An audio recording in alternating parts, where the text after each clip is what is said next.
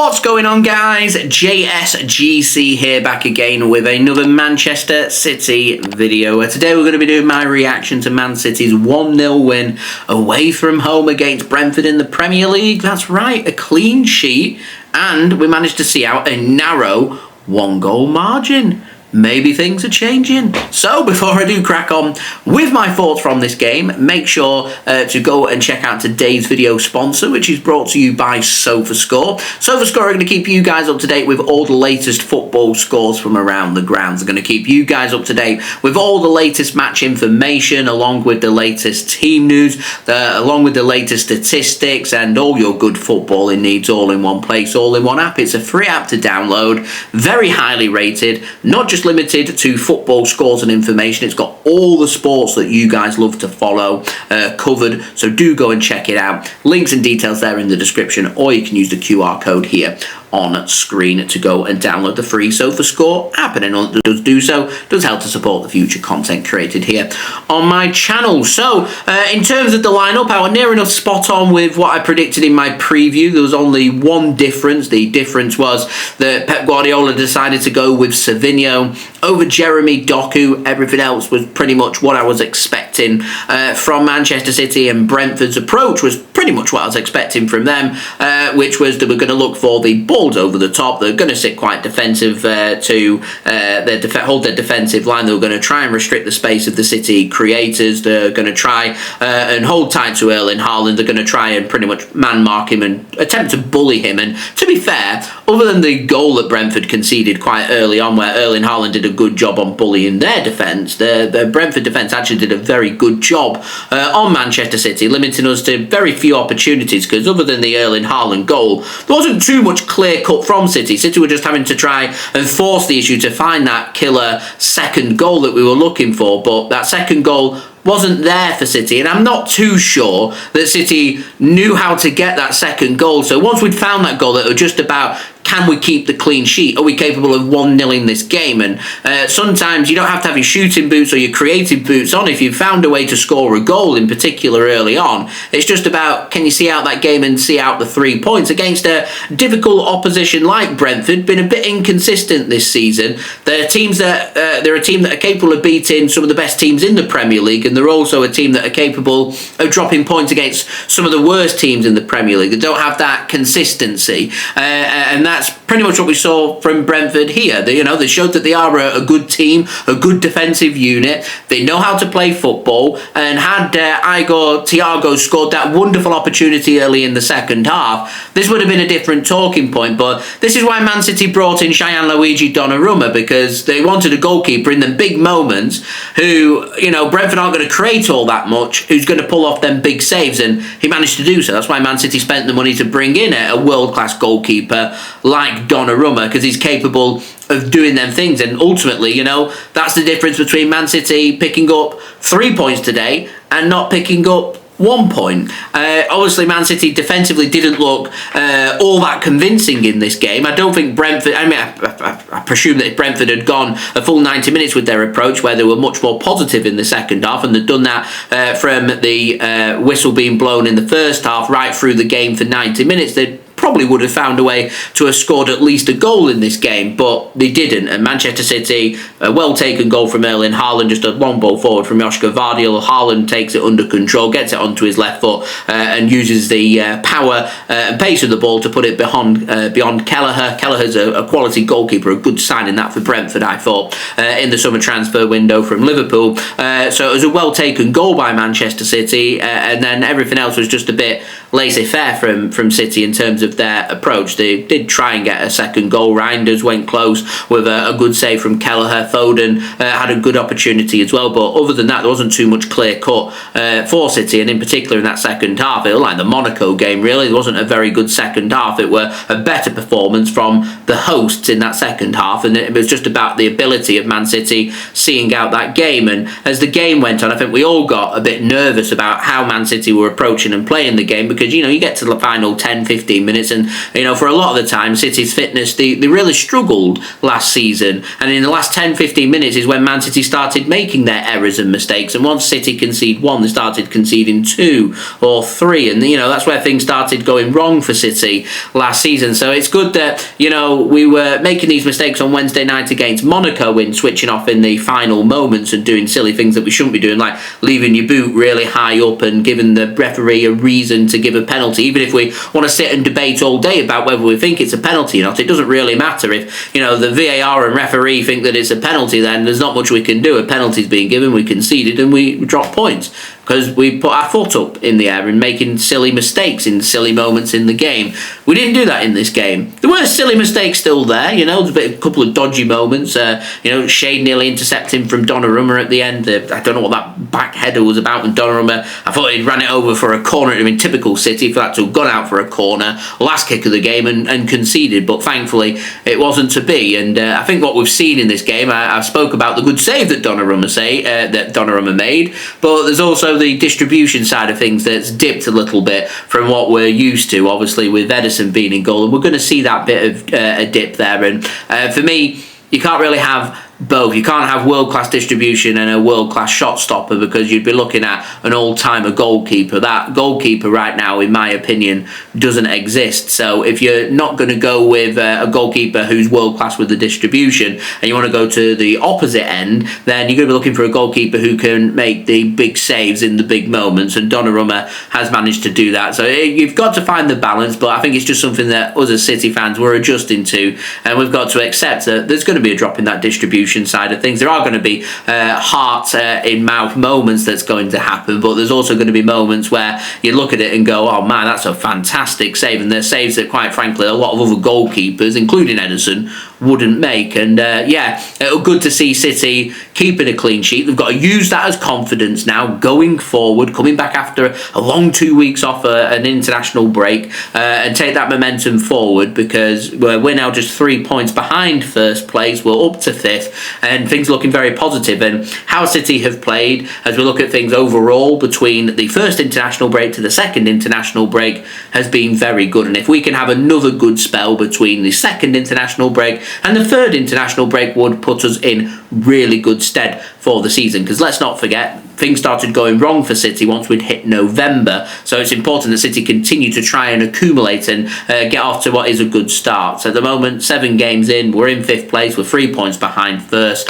It could be worse. We've got a difficult away game against Arsenal out the way with. We played Brentford away. We've played Brighton away. We've played Tottenham Hotspur at home. There's been some real difficult games that City have already got out of the way, and there's some more difficult games coming up after the international break. Everton at home's not going to be easy, but Champions League game against Villarreal, Aston Villa coming up as well. Not easy games that City have got to compete with, and it's looking like, I'm waiting for the official information on this, but it's looking like Rodri is going to be missing them games, because he's picked up another injury now. The good news is it's not an injury to his right knee, which means it's not something going wrong with his recovery from his ACL injury. It's another injury. It looks like a thigh injury. In particular, it looks like a hamstring injury to the back of his thigh. A potential pulled hamstring is what it looked like to me, and the normal recovery time for that is a few weeks. So it does mean that Rodri should have the next 2 weeks off, and we'll see how he recovers. He could be available after the international break, all being well, and hopefully it isn't serious. Sometimes pulled hamstrings can be out for 3 or 4 weeks, so there is a chance that Rodri could miss the Everton game, could miss the Villarreal game, maybe even miss the Aston Villa game, and he might not be available for us again until potentially November time if it is a pulled hamstring, and it is the normal recovery time for a pulled hamstring. So we're going back to what I spoke about in my preview before the AS Monaco game about the Rodri problem. We've got to find a better way of managing the minutes for Mateo Kovacic, for Nico Gonzalez, for John Stones, for Nico O'Reilly and Rodri, who can all play in that hole. Tijjani Reijnders and Bernardo Silva can probably play in that role as well. We've got to find a better way of maintaining that Rodri's not doing too many starts and too many minutes. That's too soon, because he's overworking himself. And what it's going to lead to, I'll tell you where this will lead to. It will lead to another serious injury. And Rodri now, 29 years old, getting 2 serious injuries in 2 consecutive seasons is potentially career-ending. That's how serious things have got to be. City have got to manage it better. Rodri cannot be starting 2 games in 4 days. He can't be doing 3 games in a week, which is what we're pushing and trying to get him to do, and it's not good enough. It's happening because I think we've neglected ourselves in the transfer market. We can't find that alternative to Rodri that is as good as what Rodri is. We can't find it because it doesn't exist. The way that we're going to get Rodri back to the best is through a fantastic amount of recovery time and managing his minutes, and also us as fans and the Manchester City coaches managing his expectations. He is not going to be the same Rodri that we saw from the treble-winning season and the seasons before that, after just a couple of weeks of coming back from a lengthy spell on the sidelines, a year that he was out for. It's not going to happen. The expectations have to be managed, and City have got to manage it better. So when Rodri comes back from this hamstring injury and he's ready to go again, I don't want to see the first available opportunity Rodri doesn't go on the bench, he starts that game. I don't want to see that. I want to see Rodri eased back into it. I want to see Rodri doing no more. I would suggest from now until the new year, I don't want to see Rodri doing more than 1 game in a week. We don't play 1 game in a week. It doesn't exist. So we've just got to pick and choose where we think Rodri, this game's going to be right for him for his recovery. Not a game that we think Rodri, Man City have got a real difficulty. Real Madrid away, for example, in the Champions League, you'll look at it and go, that's a real difficult game. You want Rodri to be starting that. I want Rodri to be starting games that we think is going to be the right tempo for him. Not get teams that are going to be physical around him, who are going to put him under pressure, where he's going to have to pivot and overstretch himself, because that's how you're going to get the injuries. He's overstretched himself today because Brentford are putting the tight squeeze, the press onto him. For me, Rodri isn't capable of doing consecutive games against high-pressing teams. Not right now. By the end of the season, maybe, as Pep said in his press conference before this game, but right now, he's not available to do that. He can't do that. And we shouldn't be expecting him to do that, and he shouldn't be starting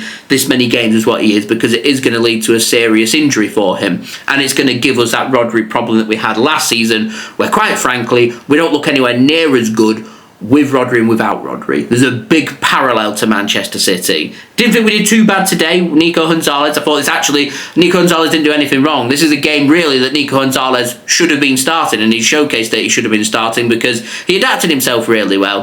And there's a good player there with Nico Gonzalez. We spent a lot of money to bring him in, so start utilising him. Give him the minutes, let him absorb it, and allow Rodri that recovery time to come back, to get him back to his best, both in terms of his performance and in his fitness. Not rushing him back. Rushing him back is going to keep picking up injury after injury. He's going to become really injury prone. He looked real concerned when he came off the pitch. I don't think that's because he's, he's thinking he's got a long spell on the sidelines. He's looking concerned because he's thinking to himself, am I now really injury prone and I'm not capable of doing this? He's still capable of doing this. It's just Man City have got to find a better way of managing it.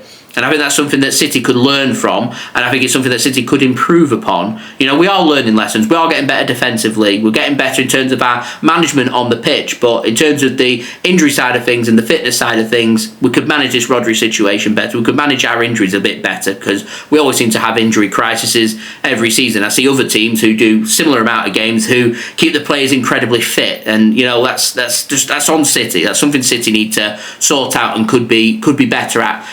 In my opinion, I thought today, great to win, great to pick up a clean sheet, got away with one in terms of the injuries. We'll hit the international break now, and we'll see what the next couple of weeks bring in terms of player recovery, player relaxation, and we'll see what things look like in terms of playing on the football field again when we come back in 13 days' time, when we take on Everton at home at the Etihad Stadium, where we potentially have the opportunity to go first in the Premier League. So we'll see. We'll see what does happen. I'm not getting too carried away with ourselves. We're only 7 games into the season. We're finding better consistency now. We've got to apply ourselves now ahead of another busy schedule coming up again through the rest of October and into November as well. But in terms of winning this game, keeping a clean sheet, Phew, job done. on to the next one, international break, and we'll see. I am expecting at some point, if it's not coming during this international break, it might come during the next one, or who knows when it's coming, but something about the 115 charges, I don't know if that's going to be happening over the next couple of weeks or so.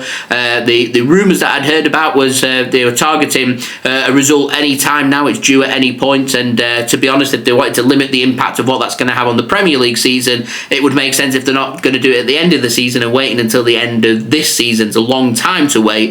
It would make sense for the verdict to come out pretty early into an international break, so the breakdown and everything can be sorted over the international break, so the politics is sorted, ready for football action to happen. And if that doesn't happen during this international break, then it could happen during the next one. If not, then I don't really know when it's going to happen. Maybe the next international break in March. That's a heck of a long turnover between November and March.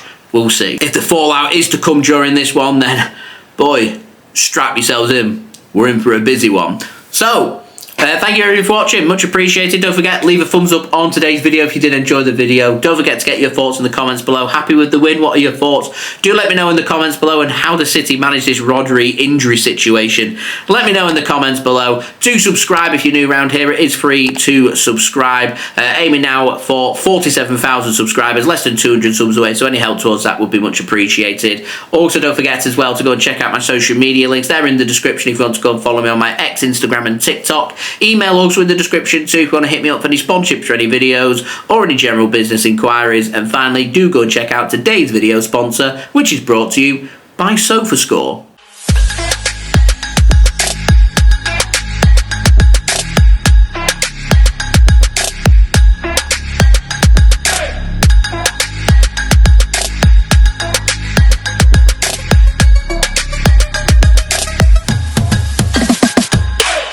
I'll see you all again real soon for the next City video. So I've been JSGC. Thank you everyone for watching. I hope everyone is safe and well. Peace.